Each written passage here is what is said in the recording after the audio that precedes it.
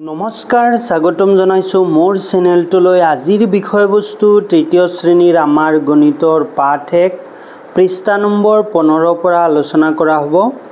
পাঠটো চাই like comment কৰাৰ লগতে যিসকলে মোৰ চেনেলটো নতুনকৈ চাইছে তেওঁলোকে সাবস্ক্ৰাইব কৰিব আৰু কাষৰ বেল আইকনটো ক্লিক কৰি দিব। বলক আমি পাঠটো আলোচনা কৰোঁ। তলৰ প্ৰতিজোৰ সংখ্যাৰ সৰু সংখ্যাটোত টিক চিন দিয়া বা ৰাইট চিন দিও আহা। তলৰ প্ৰতিজোৰ সংখ্যাৰ সৰু সংখ্যাটোত ৰাইট চিন দিব দিছে 122 132। আমাৰ 122 টো হ'ব সৰু সংখ্যা। আমি সৰু কেনেকৈ পালো? প্ৰথমতে ডাঙৰ স্থানৰ সংখ্যাটো চাব লাগিব। ডাঙৰ স্থানত কি আছে? আমাৰ 1 আছে। দুটা স্থানতে শতকৰ স্থানত 1 আছে, কিন্তু দশকৰ স্থানত আমাৰ কি আছে? 122ৰ দশকৰ স্থানত 2 আছে আৰু ইয়াত 3 আছে। যে দশকৰ স্থানটো যদি আমাৰ শতকৰ স্থানটো একে থাকে তেতিয়া আমি দশকৰ স্থানটো চাব লাগিব। দশকৰ স্থানৰ সংখ্যা যেটো ডাঙৰ হয় সেই অংকটো ডাঙৰ হ'ব। এতিয়া এটো ডাঙৰ হ'ল আৰু যেটো সৰু আছে হেতু সৰু হ'ব। এতিয়া খ নম্বৰটো 314 আৰু 334 আছে। 314 টো হ'ল সৰু, কাৰণ ইয়াৰ দশকৰ স্থানত 1 আছে আৰু ইয়াৰ দশকৰ স্থানত 3 আছে। মানে শতকৰ স্থানত আমাৰ একে সংখ্যা আছে, কিন্তু আমাৰ দশকৰ স্থানৰ অংকটো ইয়াত 2 বেছি আছে, মানে 314 টো আমাৰ সৰু হ'ল। এতিয়া গ নম্বৰ 257 আৰু 287।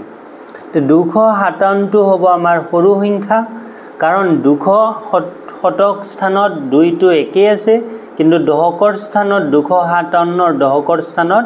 5 আছে আৰু 287ৰ কি আছে? আমাৰ 8 আছে।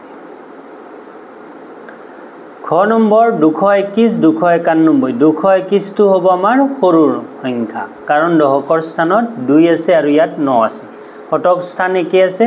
শতক স্থানটো আমি চাৰ পিছত যদি একে থাকে তেতিয়া দশকৰ স্থান চাম, যদি দশকৰ স্থানটো একে থাকে তেতিয়া আমি এককৰ স্থান চাম। যেহেতু আমাৰ দশকৰ স্থানটোৱে ডাঙৰ হয় তো 291, গতিকে 221 টো সৰু সংখ্যা। এতিয়া ডেবিট আৰু ৰূপহীয়ে গণনা কৰা। এতিয়া ডেবিট আৰু ৰূপহীক গণনা কৰিব দিছে। 100 মুঠা 3টা লৈছে, 10 মুঠা 1টা লৈছে আৰু এককৰ এডাল লৈছে, মানে এডাল কাঠি লৈছে। এতিয়া এই ৰূপহীয়ে কিমান পালে? 311 পালে। ডেবিটে লৈছে 100 মুঠা 3টা, 10 মুঠা 1টা আৰু এককৰ কাঠি লৈছে 1 2 3 4 5 6 7 7ডাল।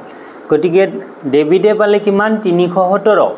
তো মোৰ হাতত তোমাতকৈ কম কাঠি আছে, এটো ৰূপহীয়ে কৈছে। ঠিকই, কাৰণ মোৰ হাতত খোলা কাঠি বেছি আছে। মানে চাও, ৰূপহী 100 মুঠা 3টা, ডেবিটৰো 100 মুঠা 3টা, 10 মুঠা ৰূপহীৰো 1টা আৰু ডেবিটৰো 1টা, কিন্তু ৰূপহীৰ কাঠি খোলা কাঠি এডাল আছে আৰু ডেবিটৰ 7ডাল আছে, মানে 6ডালে বেছি আছে। গতিকে 317 টো কি হ'ব? ডাঙৰ হ'ব। দুয়োৰে হাততে 100 আৰু 10ৰ মুঠা সমান আছে, কিন্তু ডেবিটৰ হাতত ৰূপহীতকৈ খোলা কাঠি বেছি আছে, মানে এককৰ স্থানৰ সংখ্যাটো বেছি আছে, মানে খোলা কাঠি কিমান বেছি আছে? 6ডাল। গতিকে 317 টো কি হ'ব? ডাঙৰ হ'ব। ডাঙৰ সংখ্যাটোত ঘেৰ দিও আহা। 120 225। 120 125। 125 টো আমাৰ ডাঙৰ হ'ব, কাৰণ 100 শতকৰ স্থানত 1 1 একে আছে, দশকৰ স্থানতো 2 2 একে আছে, কিন্তু এককৰ স্থানত ইয়াত 5 আছে, ইয়াত 0 আছে, গতিকে এটো ডাঙৰ হ'ল। খ নম্বৰ 311 টো ডাঙৰ হ'ব। শতক স্থানত একে আছে, দশকতো একে আছে, কিন্তু ইয়াৰ এককত 1 আছে, ইয়াত 0 আছে। গ নম্বৰ 133 আৰু 135। গতিকে 135 টো ডাঙৰ হ'ল। শতক দশকত একে আছে, কিন্তু এককত বেছি আছে। এতিয়া ঘ নম্বৰ 125 127। 127 টো ডাঙৰ সংখ্যা, কাৰণ 125ৰ একক আৰু দশকত কি আছে? 1 2 আছে আৰু 127ৰো একক আৰু দহক আৰু শতকত কি আছে আমাৰ 1 2 আছে গতিকে ইয়াৰ এককত 125ৰ এককত কিমান আছে 5 আছে আৰু 127ৰ এককত 7 আছে গতিকে 5তকৈ 7টো ডাঙৰ গতিকে 127টো ডাঙৰ হ'ব 231 আৰু 213 এতিয়া 231টো আমাৰ ডাঙৰ হ'ব কাৰণ শতকৰ স্থানত আমাৰ 2 2 একে আছে দহকৰ স্থানত ইয়াত 231ত 3 আছে আৰু ইয়াত 1 আছে কাৰণ দহকৰ স্থানটো ডাঙৰ হ'ল ইয়াত 3 আছে 3 10 হ'ল আৰু ইয়াত 1তকৈ 3টো ডাঙৰ মানে ইয়াত 1 10 আছে গতিকে 231টো ডাঙৰ ঠিক তেনেদৰে 6 নম্বৰ প্ৰথম 6 নম্বৰ 437 আৰু 439 এটা 439টো ডাঙৰ হ'ব ইয়াৰো 437ৰ দহক শতক আৰু 439ৰ দহক শতক একে আছে কিন্তু এককৰ স্থানটো বেলেগ আছে মানে ইয়াত 7 আছে ইয়াত 9 আছে 7তকৈ 9টো ডাঙৰ গতিকে 439টো ডাঙৰ হ'ব তলৰ শুদ্ধ উত্তৰটোত ৰাইট চিন দিয়া বা টিক মাৰ্ক দিয়া 125 আৰু 87ৰ ভিতৰত 87 ডাঙৰ কাৰণ ইয়াৰ এককৰ ঘৰৰ অংকটো 7 কিন্তু 125ৰ এককৰ ঘৰৰ অংকটো 5 এটো নহয় 87 ডাঙৰ কাৰণ ইয়াত দহকৰ ঘৰৰ অংকটো 8 কিন্তু 125ৰ দহকৰ ঘৰৰ অংকটো 2 এটো নহয় 125 ডাঙৰ এটো হয় কাৰণ ইয়াত শতকৰ ঘৰ 1 ঘৰত 1 আছে কিন্তু 87 শতকৰ ঘৰত একো সংখ্যা নাই মানে ইয়াত 100 আছে ইয়াত 100 সংখ্যা নাই মানে 87 ইয়াত শতকৰ ঘৰত সংখ্যা আছে 1 কিন্তু ইয়াত শতকৰ ঘৰত নাই ইয়াত 10 আছে এটা ওপৰৰ সংখ্যা দুটা আমি আন ধৰণে তুলনা কৰিব পাৰো নেকি চিন্তা কৰি লিখা আমি বেলেগ ধৰণে এটা তুলনা কৰো কিন্তু এটো শতক স্থানৰ অংকটো এনেকৈ আমি যি কওঁ যে শতক স্থানৰ অংকটো চাব লাগে ডাঙৰ সৰু থাকিলে এটো হল প্ৰপাৰ হয় তে 125ত 12টা 10 আছে আমি 125ত যদি 10 হিচাপে চাও 12টা 10 আছে আৰু 5টা 1 আছে মানে 10ৰ মুঠা 12টা হ'ব আৰু খোলা কাঠি 5টা হ'ব আৰু 87ত 8 10 আৰু 7 একক আছে মানে 10ৰ মুঠা যদি 87ক 10 হিচাপে ব্যৱহাৰ কৰো তেতিয়াহলে 10ৰ মুঠা হ'ব 8 আৰু এককৰ মুঠা হ'ব 7 যেহেতু 125ত 10 বেছি আছে আমি 125ত আমাৰ 12টা 10 থাকিল আৰু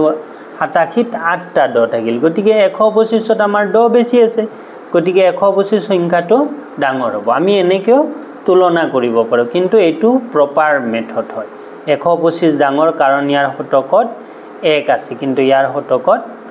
একো নাই তলৰ প্ৰতিজোৰ সংখ্যাৰ ডাঙৰ সংখ্যাটোত ঘেৰ দিওহা 421 425 425টো ডাঙৰ হ'ব 327 320 327টো ডাঙৰ হ'ব গ নম্বৰ 233 238 238টো ডাঙৰ হ'ব 428 348 এতিয়া 348 আৰু 428 এই 428টো কি হ'ব ডাঙৰ হ'ব এটো 348টো ভুলকে দি থৈছে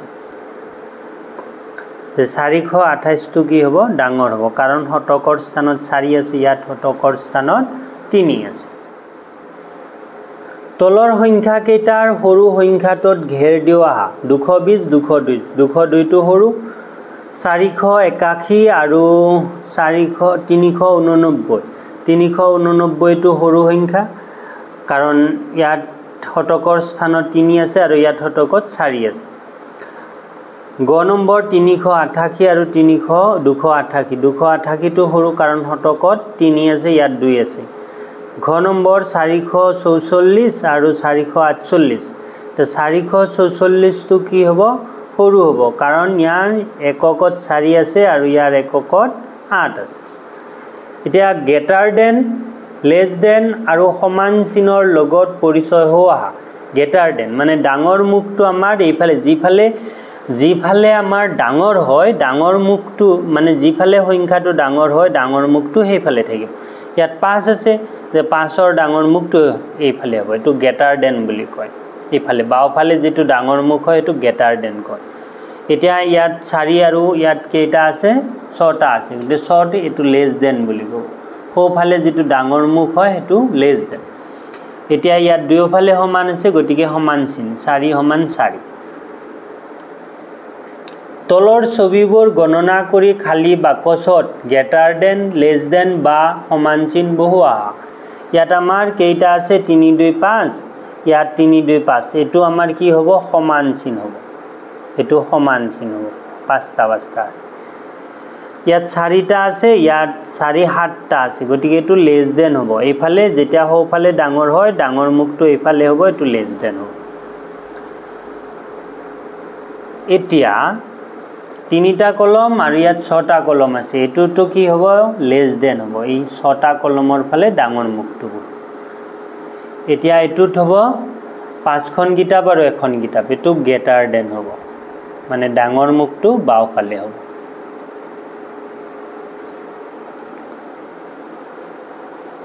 খালি বাকচত গ্ৰেটাৰ দেন লেস দেন বা সমান চিন বহুৱা 123 আৰু 121 123 টো ডাঙৰ হ'ব গ্ৰেটাৰ দেন হ'ব 491 গ্ৰেটাৰ দেন 472 গতিকে 491 টো ডাঙৰ হ'ব 300 আৰু 301 301 টো ডাঙৰ হ'ব গতিকে এটো লেস দেন হ'ব 137 আৰু 138 কি হ'ব সমান হ'ব 346 আৰু 246 গতিকে 346 টো কি হ'ব ডাঙৰ হ'ব কাৰণ এককত 3 আছে 99 99 সমান হ'ব সমান চিন হ'ব 210 আৰু 101 210 টো ডাঙৰ হ'ব মানে গ্ৰেটাৰ দেন বাওফালৰ সংখ্যাটো ডাঙৰ হলে গ্ৰেটাৰ দেন সোফালৰটো ডাঙৰ হলে লেস দেন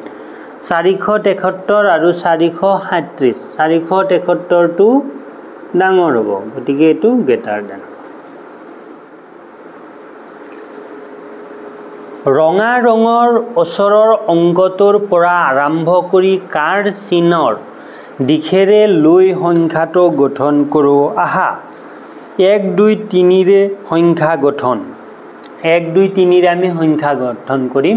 এই ৰঙা চিনৰ পৰা আৰম্ভ কৰি ৰঙা চিনত কি আছে 1 আছে 1 2 3 মানে 123 হ'ল ইয়াত ৰঙা চিন এটো আছে কাৰ চিন ইফালে আছে 1 3 2 মানে 132 হ'ল মানে এই তিনিটা অংকৰে আমি সংখ্যা গঠন কৰিব লাগিব এতিয়া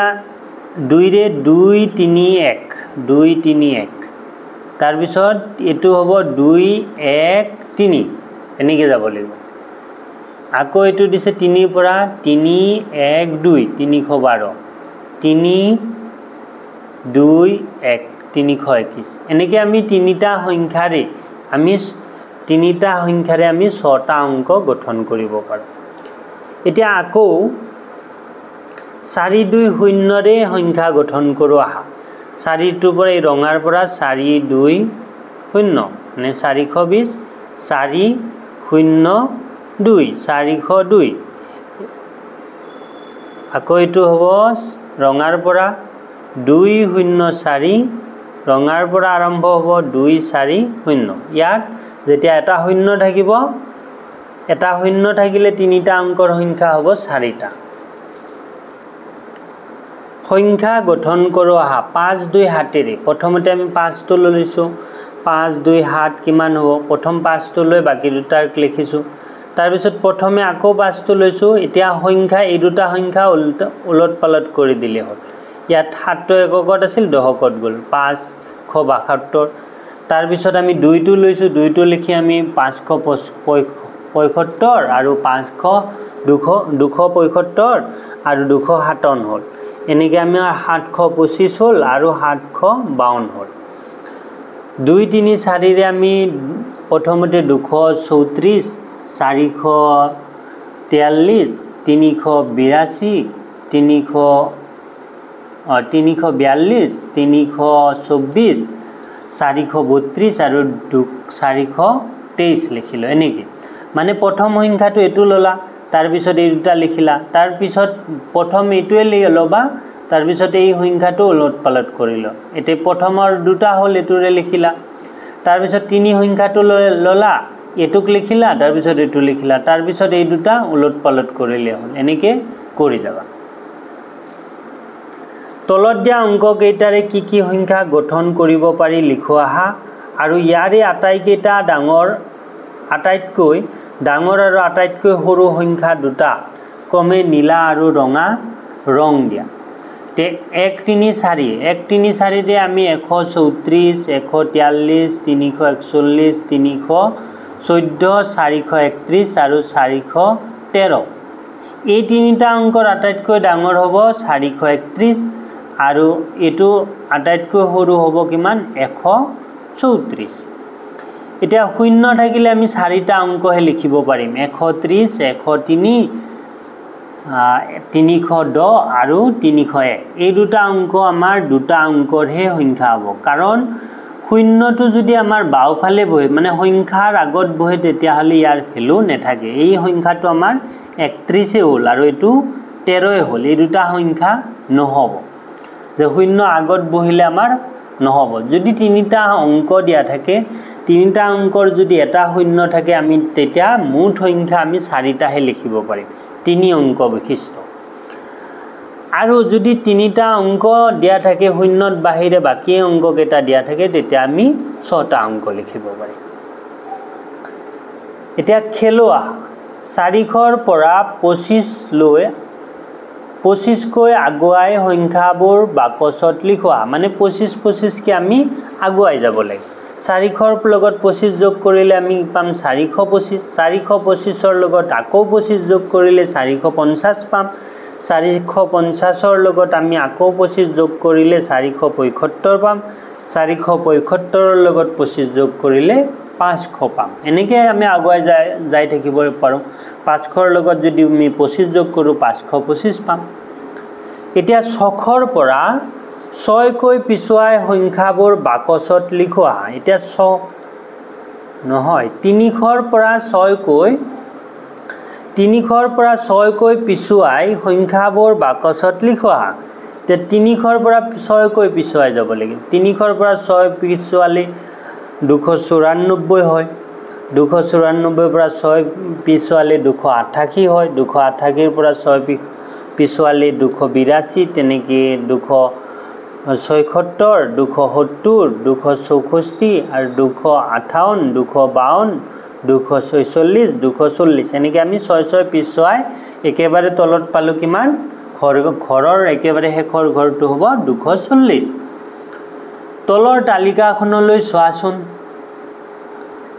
399 400 401 402 403 404 405 406 407 408 409 410 একেটা আমাৰ সংখ্যা তো তলৰ প্ৰশ্নকেইটাৰ উত্তৰ সমূহ ওপৰৰ তালিকাখনত বিচৰা 402 ৰ লগত যদি 1 যোগ কৰো কিমান পাম আমি 402 ৰ লগত 1 যোগ কৰিলে 403 পাম 402 ৰ পৰা 2 বিয়োগ কৰিলে কিমান পাম 402 ৰ পৰা 2 বিয়োগ কৰিলে যোগৰ পিছুৱাই যোৱা 400 পাম আমি এটুক 400 পাম এটু 403 পাম 402 ৰ পৰা কেই ঘৰ আগুৱালে আমি 409 পাম 402 ৰ পৰা আমি 7 ঘৰ 402 ৰ পৰা গণি যোৱা 1 2 3 4 5 6 7 ঘৰ 7 ঘৰ যদি আমি আগুৱাও তেতিয়া হলে 409 পাম 407 ৰ পৰা 3 ঘৰ পিছুৱালে কি সংখ্যা পাম 407 ৰ পৰা 3 1 2 3 404 পাম এতিয়া মই কোন কব দিছে মোৰ লগত 3 7 আৰু 2 আছে এই তিনিটা অংক আছে মানে মই 300 কৈ কম এটা 300 কৈ কম হ'ব মানে একক স্থানৰ অংকটো 3 নহয় সৰি একক নহয় শতকৰ স্থানৰ অংকটো 3 নহয় এতিয়া মোৰ একক স্থানত 7 আছে এটা এককত 7 লিখিলো আমি যেহেতু আমাৰ 300 কৈ কম গতিকে 2 অংকটো বহিব তাৰ পিছত দহকত 3 বহিব মানে 237 হ'ব সকলো মোতকৈ ডাঙৰ যিকোনো সংখ্যাৰ লগত মোক যোগ কৰিলে তাৰ ঠিক পিছৰ সংখ্যাটো পাবা মই কোন এটা একৰ লগত যদি আৰু 1 যোগ কৰো 2 পাম 2 ৰ লগত 1 যোগ কৰিলে আমি 3 পাম 3 ৰ লগত 1 যোগ কৰিলে আমি 4 পাম মানে এক সংখ্যাটোৰ লগত সকলো সংখ্যাৰ লগত যদি 1 যোগ কৰো তেতিয়া মানে যিকোনো সংখ্যা এটাৰ লগত যদি 1 যোগ কৰো তেতিয়া আমি তাৰ পিছৰ সংখ্যাটো পাম আজিলৈ পাঠটো ইমানেই আছিল ধন্যবাদ